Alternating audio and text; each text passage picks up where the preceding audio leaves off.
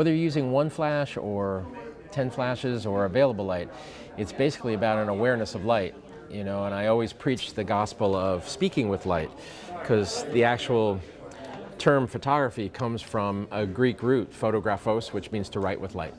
And so it's just incumbent on photographers to know how to shape light on some level. And natural light we can see. Natural light is like, oh wow, yeah, that's pretty, you know.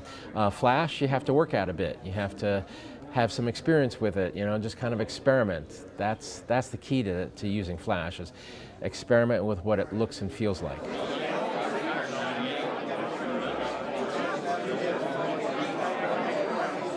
You might eventually get comfortable with, you know, an umbrella from 10 feet or something like that, but that will have a certain sameness after a while. So I think experimentation just goes hand in hand with trying to get better at this. Like anything, you know, you get better over time.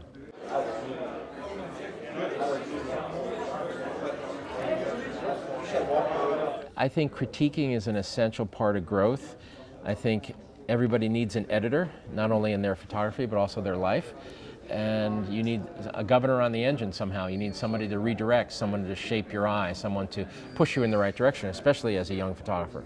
So I had many critiques, some of them quite severe.